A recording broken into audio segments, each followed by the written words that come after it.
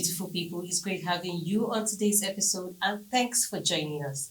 This is Viewpoint, talk show, really talk out as EB. On today's edition, we will be talking about up-to-the-minute trends and developments. We will also be looking at underlying issues and challenges as we dive into the world of entertainment, politics, health, education, lifestyle, health, community, you just name it. All you have to do is sit back, relax, and engage in our conversations. I am Hadiza Galadima. Joining me in the studio today is Rachel and Shamsuddin. As usual, the show sparks meaningful conversations, inspire change within our community as we always engage in honest dialogue. And now, straight to the business of the day. Let's get started. In the words of ABK, nepotism and favoritism are probably the reasons why talentless people thrive in any industry. We'll be talking about the controversy surrounding Ms. Hannatu Musawa, the Minister of Art, Culture and Creative Economy. Also, we'll be talking about the prevalence of sexting and its implication for young people. Later on the show, we will be talking about overcoming self-doubt and building self-confidence. All this and more after the break.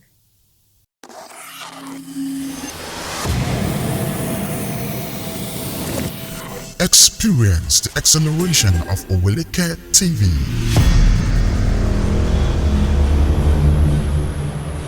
Get the latest news from the glitz and glamour of the entertainment industry to the pulse-pounding realm of sports. We provide accurate and up-to-date information, exclusive interviews with top political analysts that will leave you craving more. Our team of professionals delivers captivating content from Nigeria and beyond.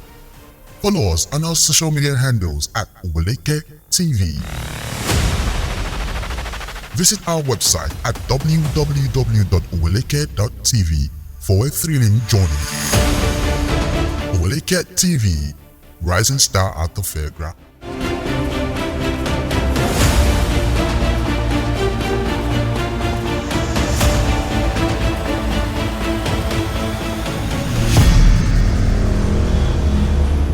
Welcome back.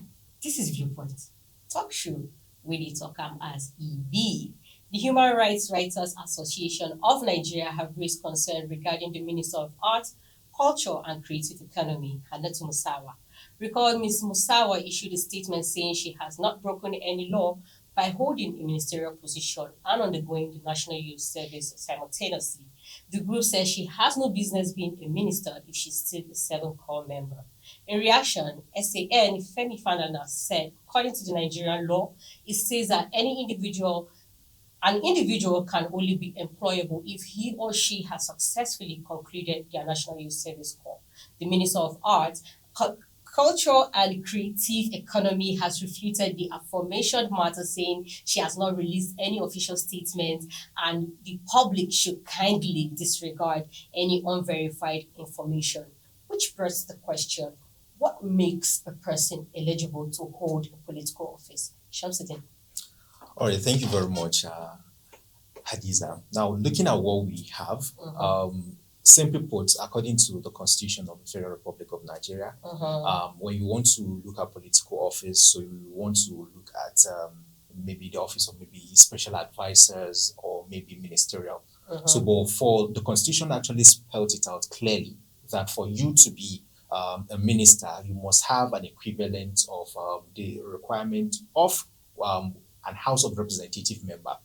And what qualifies somebody that is going to House of Representative? Number one, you have to have what they call the school certification. So that is the school living certificate, which is just SSC. Secondly, you must be a Nigerian who is up to 25 years of age. And thirdly, you must be somebody who at certain point in time you are a member of a political party and your political party must sponsor you. So with these 4 qualifications, you are eligible to hold a political office in Nigeria. That's what is being spelled out according to the Constitution. So with this, if she wants to ride on this particular sentiment, then we can say, okay, fine, she's over 25, she has a secondary school certificate, and she's a member of the political party. Of course, she's a member of the APC, so definitely with this, she's eligible to hold a political office in Nigeria.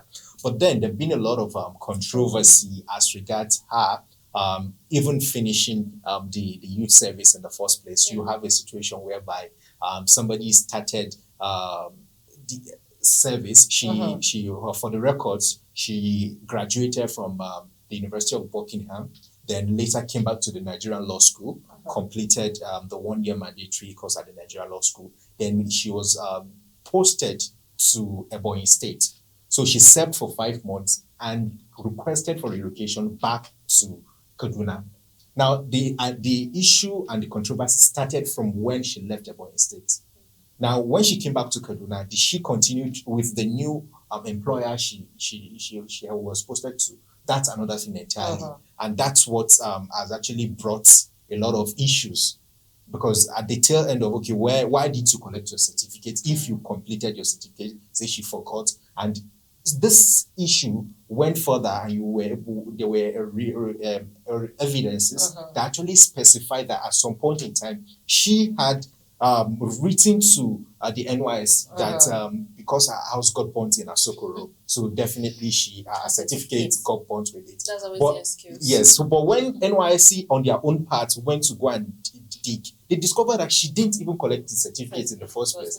So they now said, okay, instead of issuing her a new certificate, they are not going to issue her a new one. Instead, they even denied her both maybe issuing her a new certificate or even a new one.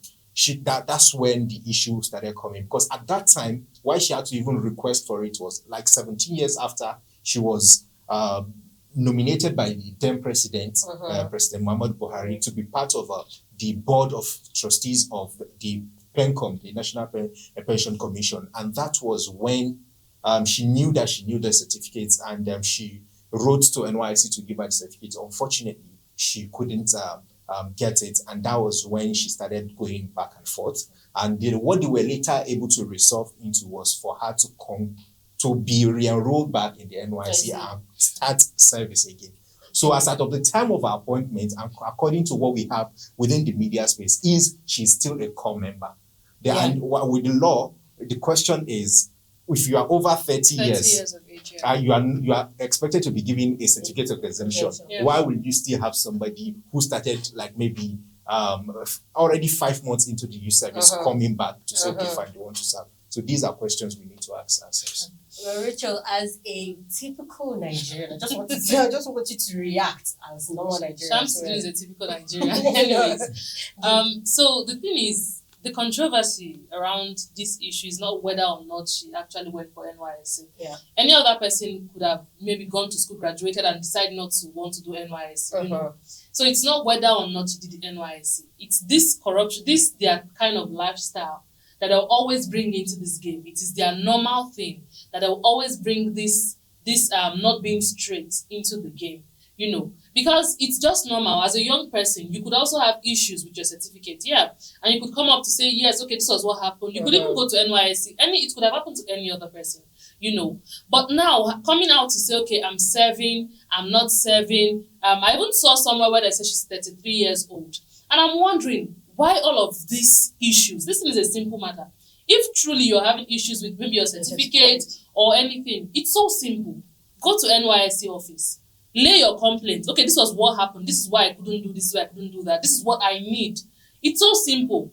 The same thing with Tinubu when we're talking about his certificates. Okay, you are saying it is the clerk of the university that did made some errors on a certificate. It is simple. All of these things are just normal procedures to follow. Okay, yes, it's possible that they could have made mistakes. What you need to do is go back there, make your complaints, request for what you want. Look, if you know you're so clean and your conscience is clear, come to the public. You're a public office holder, right? You've been appointed as a minister, and you're having issues with your certificate. If your conscience is so clear, come out to the public and explain everything clearly. Okay, yes, this was what happened. This was it. This was that. Now bring in the issue of my house got burnt, and this is the usual story. And when Nigerians keep hearing this thing, then it begins to bring the questions. These people, like, is it still the same recycling we're still doing? Because if it's not house got burned, this is like the normal thing they would say. We already know. If it was not house got burnt, you would have still looked for another excuse. Yes, maybe they would have said a snake swallowed it or a monkey swallowed the certificate. So it's still the normal thing. And it's, do you know the painful part of this whole thing is that for people like this, they should be smarter. I expect that people like this should be wiser. They should be smarter. There are other ways to go about this thing. And your hands will, you will be so clear, your conscience will be clean, and everyone is okay. Because if I am the one as a person, like I said, it could have happened to anybody. If I am the one, I will come out and do this thing in a way that I won't want to have issues with anyone. But now, the thing is, this woman is having issues as a minister. You're having NYSC issues. If it was a normal Nigeria, maybe one person somewhere, a civil servant somewhere, I'm so sure they would have, fired that person and said, go and sort out your issues. But you're a minister, you're having this kind of critical issues, and you're still there. They still kept you there to be doing these things. Why has Tinubu not said, okay, until you're able to sort out these issues, please step down? They need to bring this, you're saying you want to change Nigeria for good, you want to do this. Is this the change we want to be seeing? You've appointed ministers, and your minister is not straight. This is one of the issues. I expect, like I said earlier, that these people should be smarter, and that is what we expect from them. Well, to you, our viewers out there, we would love to have your take as regards what we just discussed right now. So do get involved in our comment section. We would love to hear from you, all right? Let's go on a short break. We'll be right back. Please stay with us.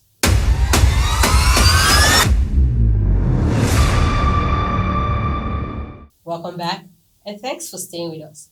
Our next topic of discussion is the prevalence of sexting and its implication for young people. Sexting is a term for sending explicit messages or images through electronic devices such as smartphones, laptops, and so on. This is not just a problem for teenagers, but it also affects young adults. It has become increasingly common among young people, and it has significant implications on their physical and mental health, as well as their future reputation. That is, they are at risk of exposure and exploitation when these messages are shared without individual consent. So what are some of the implications of sexting? So in the first place, I want to even understand why any person wants to share nudes. Any person in his right senses? In his right senses, yeah. When the person is saying you want to share nudes, why? Sometimes they'll say they're sharing it to maybe their boyfriend or their husbands who are far away. There's something I'll always say. I said something this afternoon, and I said one of the persons or one of the people you cannot advise are people in love. Once they are in love, they think anything you're saying is just against their relationship. Because they are just blind, and everything is just, they're very focused. Let me use that word. So you see people, they're saying, oh, it's my boyfriend. There are two things to this whole issue. People who send it to the person they're having a relationship with directly, maybe their husbands or their boyfriends, and people who are just everywhere. They can send it to anybody. As far as you can give them something in exchange, maybe money or anything. Now, I want to start with people who share to maybe their husbands or their boyfriends. I really do not understand why a person in his or her sane mind would want to share nudes, something you share through phone. This phone is, phone, we call it an electronic device. This is something that your phone can get lost at any time, can get missing at any time. Even the person can get hacked. Even the person you're sending it to, you do not know what will happen tomorrow. When people are in love, they think, this person is forever. No one is praying that your relationship breaks. But with even what we have now, relationships are breaking every day. Even the best of the best, people that you call your mentor, people you see online and you're like, see love. God, am I a spoon? These people are breaking up by the minute. And then you share nudes with this person.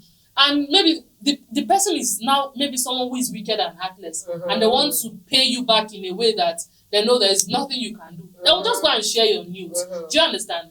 Now, you see some of these are office holders. Let me go back to politicians. Sometimes it may not be nudes affecting them. What nudes is just one of implications that come up from some certain things we do. It may not be nudes this time. Yeah, blackmail. There are so many things. You do NYSC, certificates born. It's just one of those things. Try to do things sensibly. As a young person growing up, because you're in love with someone, the person says, share me your nude, then you share. Sure. Or because you need money at a time, or because you're living a certain kind of lifestyle, and then so you think, okay, I can share whatever I want to share. In 20 years to come, in 30 years to come, in 40 years to come, maybe you now want to be our president. You now say, Emilio, come, by force, by fire, it is your turn. And then because it is your turn, someone can come up from anywhere to see to just show you these things. And the painful aspect of this whole thing is that person at that point may be repentant. That person at that point may be someone who is even advocating that, please, don't do these things, they are wrong. You might have forgotten about it. And then, boom, someone comes up with your nude. This is just a message. I know, like I said, people who are in love, there are people you cannot advise.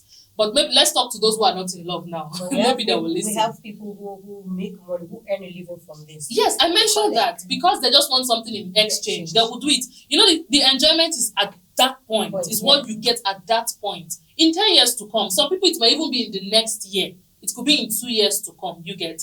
It may not, they're not thinking, yes, people are just thinking about now, what I want to eat now, what I want to enjoy now, my relationship now. That person you're in a relationship, you might not get married. The fact that you're so much in love, you're so much in whatever with someone doesn't mean you will end up with that person, forever. So people just need to understand, even if you're in marriage, there are some kind of things you should not do. Because even if that person is not a wicked person who wants to share it, this thing is electronic device. It could be hacked. Anything can happen. So we need to be mindful. You're using your phone, you're using your laptop, you're doing anything, even video calls. Some people think they are wise. They'll say, okay, now video call they do, I'm not sharing it. You don't know that video call can still be recorded, You just have to be careful and mindful of things we do. Now, sorry, I'll quickly wrap it up here because of time. It may not be nude. It may not be nude. Is just one of those things that can come back to haunt you and affect you later. So when we're talking about nude, some people are not sharing nude, but they are doing some other things that will haunt them later. You get. So all of this, you just be sensible. You're a sane person. Behave like one. I think I'll come from the angle of the law.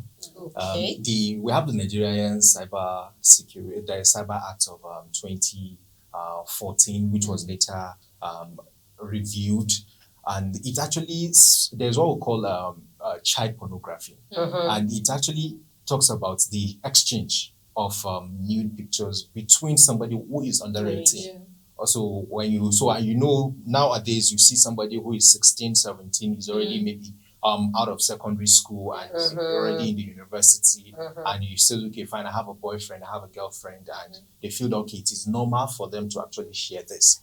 So the law actually criminalized that particular one. So anybody that engages in it, for example, some people, maybe the person that is into that relationship, that this person is a minor, and you feel that, okay, fine, you want to take advantage of the person. Yeah. So the law actually frowns at it, which is one. So that's coming from the aspects. Then we now look at it on a broader perspective.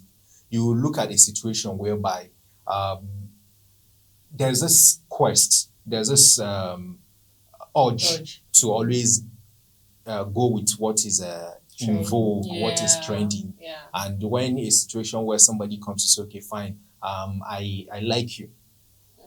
Okay, maybe, for example, you have a situation whereby maybe the lady or the guy, they are in the midst of maybe 5 or clique of 5 friends, and everybody is saying, okay, fine, me, I have a girlfriend, and this one says, okay, I don't have.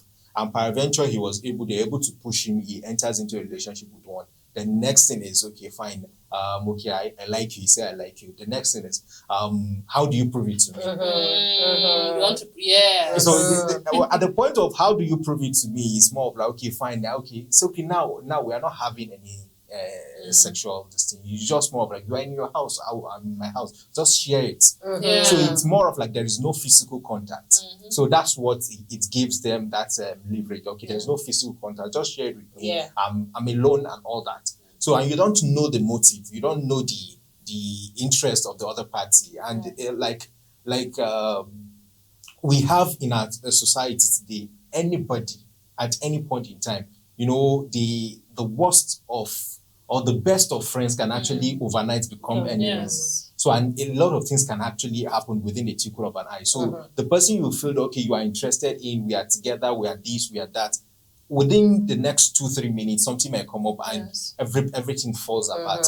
And when that thing falls apart, they say things fall apart and the center can no more hold. Definitely the center will no more hold. And when the center is no more holding, then definitely at that time you now have maybe your fingers to bite and say, okay, Adaino. And they say Adaino is already a brother to Mr. Bit. Yeah. So at that time, so my advice would be for anybody, be it young, older, irrespective of the age, because anybody can actually fall victim. So irrespective of the age, number one, by law, it is a criminal act in Nigeria. So, but aside that, if you say, okay, you don't want to be a law-abiding citizen, now in religious wise, it's also a no-no. Yes. Then if you have sense, yes, you're a sane person, and you also think about some of those things. So, in this age and time, what is most powerful and most very important is, and even within the development space and the civil society space, it has been talked much about, is the issue of consent. Consent is actually very powerful in such a way that somebody will say, okay, fine, my husband raped me. And when you see spouse coming to say, they call it spousal rape, where they say, okay, the wife will say, my husband raped me, and somebody will say, how did the husband rape his wife? So it now boils down to the issue of consent. That even, yes, this thing is legal. Okay, I'm entitled to it. But you still have to get maybe the power of maybe consent of the person saying, okay, yes. And by law, somebody who is under 18 cannot be said to have given consent. So if anything by law, the person the decisions to be made will have to be with the consent of maybe a guardian or a parent of anybody who is under the age of 18. So then if you now say, okay, the person is over 18, then the person must not be under any pressure. There must not be a form of coercion, maybe a boss to a boss to an employee kind of approach. So there won't be that in place whereby there is no any point of maybe inferiority or a point of maybe coercion that the person will now feel that, okay, it's because at some point in time he has some influence over me. So somebody will say, okay, if I didn't influence him, I just I talked to her and she agreed. But you have money over the person. You have maybe position over the person. And I want to ask a question because you brought it from the legal angle. You say anyone under 18. Yes. With what we're seeing now, I understand that even 14-year-old are already behaving like adults. But I want to ask this question because you brought it from that angle. Is the law really working in Nigeria?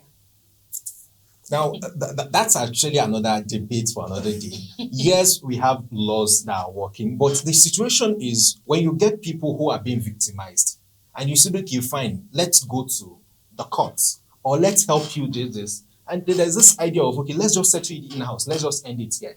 I don't want this thing. Even families, even victims, they don't want to actually test if the law is going to work in the first place. So victims are always willing to say, okay, fine, I don't want it to expose. It will come to a fact that, okay, fine, this person is a very good person. Let's just save the name of a family. Because some of those people that actually carry out this act, they are more of family members and they are more of people who are closer. So they will say, okay, because we don't want to expose the family, we don't want to expose my boss and all that, let's just bury it in-house. But the law and this thing, it might take time, but definitely it is justiciable. But sometimes even if when you take this case before the law, sometimes they will tell you this is a family issue, go and sort it out. No, there is what we call ADR, which is alternative dispute resolution. Okay. And it's actually an option. But by law, if there is anything that happens, the first thing is you go to court to report. So if it now becomes more of like it becomes a very big issue, the judge and maybe there is a request from the family or anybody or maybe any of the council, then they can now subject themselves to maybe the ADR, which is that alternative dispute resolution, to say, okay, fine, let's go to family and let's us look for how we can sort it out. I'd love us to bring a legal topic because in this Nigeria. Well said. All right, let's go on a short break. We'll be right back. Please stay with us.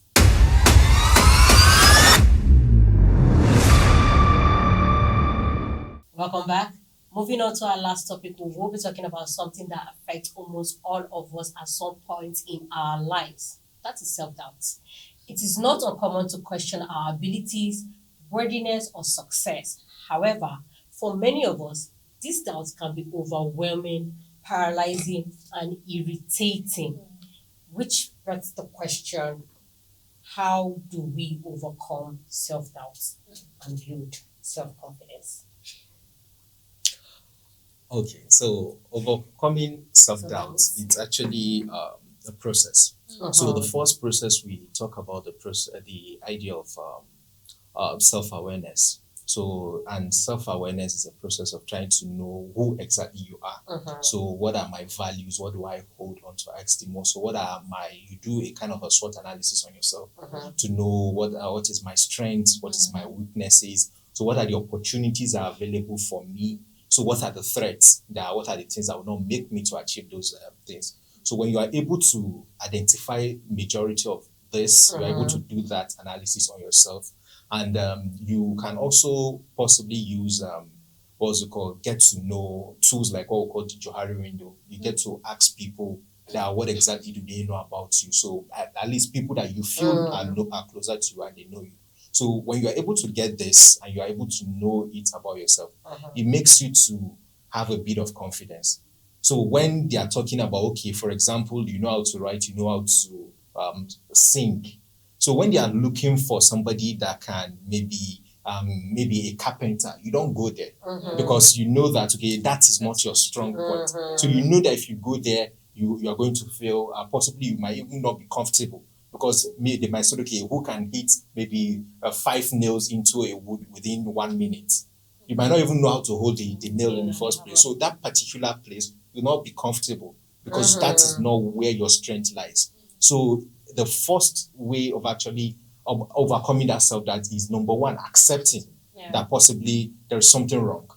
Then you now start looking for how do you go about it. So going about it is you doing a self-awareness process on yourself, trying to know, okay, what are my strengths, what are my weaknesses, what are the opportunities available for me. Then after that, when you start knowing yourself, you've now, for example, discover a niche where you are strong. It start building your confidence. So you now know that, okay, if it is this thing, I know it. Or for example, maybe you know that, okay, you know how to write, but you need to still take some courses. These are opportunities that are available to you. Okay, where are the courses? You go and take 3-4 courses to build yourself up. So that way you know that, okay, something that you know, something that if they wake you up today, that, okay, can you wake up and do this? So you can easily do that. From that point, you are able to overcome self-doubt. And it takes you beyond a situation whereby you are still maybe in your cocoon or you always want to go to where possibly you are not needed. So, where people always want to be, okay, they just wake up one morning because you have access to phone and you just want to say, okay, fine, I also want to be online, talking and everything. It will take a time whereby you might think everybody is enjoying what you're doing. After a time, you lose yourself. And when you lose yourself, you are not able to, if you are not lucky, you might not be able to find yourself again. And that's how you see people from self-doubt, I cannot do this, I cannot do this. Before you know, they go into depression and they lost out. And they go into isolation and lost out completely from the scheme of this. So for you to avoid, come out from that shell, the first thing is for you to, first of all, accept that something is wrong. Then you start looking for solutions to it. You just stay where you are valued. Yes. Okay, so this is a very crucial topic. And so I'm going to make an example with this self-doubt thing. I think the reasons why people doubt themselves is, I'm going to make an example with this. For instance, you're a baker and you've learned how to bake, how to, do snacks and all of that. And you do not improve yourself. You're just there. I know it. I know how to do it because I learned this thing. Yes, I can do it.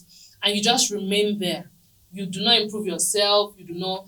And then when you see other people do these things, you see they are doing it better. They are doing things that they're baking, but what they're baking is totally different. You may have the experience. You may be able to do it. But when they bring you together with those people, maybe 10 people and you're one of those people, when they bring you together, when you see what these other people are doing, then you start, can I do it? It's not that you cannot do it, you can do it, but because you refuse to improve yourself to be able to meet up with these people, then you start doubting, then you start struggling within yourself. I can do it. What is the problem? Okay, what? Because you just refuse to improve yourself. Again, I want to use this term, over sabi. I too know. And that I too know still draws us back to not improving yourself. And so this is what I just want to say. The reason why people doubt themselves most times is not because they cannot do it. They can do it, but some things are just dragging you back. Identify these things. Why are you even doubting yourself in the first place? If you can do it, so why are you doubting yourself? Identify it first. You may be able to write, you may be able to cook, you may be able to sing, you may be able to do things. But then when you see people do it, you're beginning to doubt yourself that, okay, I can do it, but is it that I cannot do it better than them? Sometimes you can even do it better than them. Identify why you are doubting yourself. Is it because maybe you're not, let me just use an example. You're not wearing what they are wearing. Maybe, okay, you are a chef, they have a uniform, but for some reasons you do not have that uniform. I'm just giving this as an example. Now, is it because you're not wearing what they're wearing? Is it because you're not going to where they are going to? Is it because you're not doing what they are doing? Identify it first. It could be anything. If you're not able to identify anything and you know you are okay, you know you can do this thing, then there's no need for you to doubt yourself. This is the part where you bring in confidence. You should be confident of yourself. I tell people this.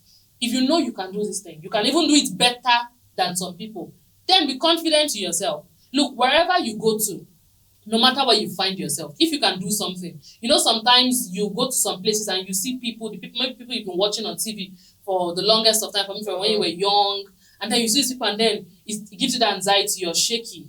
But if you know you can do this thing, so far you know you can do it, hear me well. It's not when you cannot do it though, or when you know, okay, it's remaining small for me to be perfect.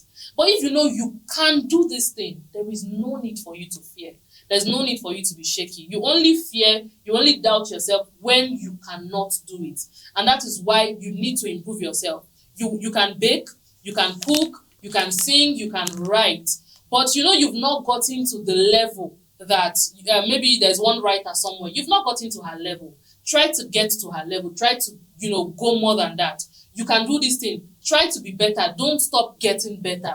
The more you get better, the more confident you become because you're getting better than another person. So the reason why people doubt themselves is because they've refused to improve. They've refused to be better. And so when they're in a group where there are other people, even people that they can do better than, they start having this, what if this person can do it more than me? But if you can do it, even if you're not perfect, but you're near perfect, you see there's this confidence that just overwhelms you naturally. So it's just for you to improve yourself and just be best at what you do.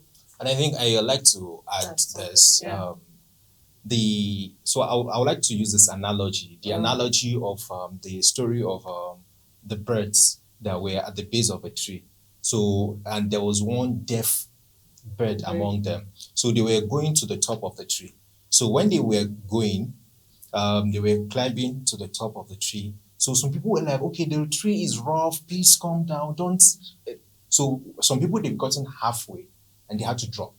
But that particular deaf bird continued to go and until it was able to get to the top. Yeah. When it got to the top, everybody now celebrated. Even people that were complaining that, okay, this particular bird is this, they now started clapping and celebrating it.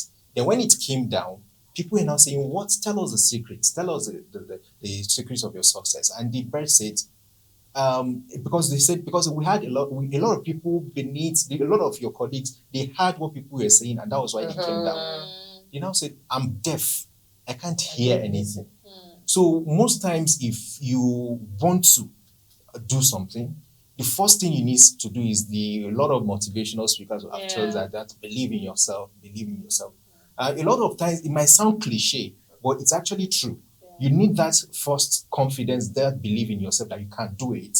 Then after that, you look at some of the triggers, some of the things that will actually not want you to do it. Then you try to avoid it. Then lastly, you need to close your ears and be focused. And that's where you are able to succeed and you're able to overcome self-doubt. And when you achieve, a lot of people will feel that, okay, how is this person achieving this? Well said. That's what we just keep saying. Well said. All we're just trying to say is self-doubt is something that everyone experiences at some point in our lives. However, recognizing our thoughts, focusing on our strengths, facing our fears, seeking support, and practicing self-care are some strategies that can help in overcoming self-doubt and building confidence. Remember, it's never too late to start working on yourself and believing in your abilities. Well, that's it on today's edition. You already know. Talk show where they talk as EB. We'd love to hear from you, so be a part of our conversation by dropping your opinions in our comment sections. And don't forget to follow all our social media handles displayed on your screen for more exciting and captivating episodes of Viewpoint. Do subscribe and turn on the notification bell on our YouTube channel at Oweleketv. Our website is oweleke.tv. See you again.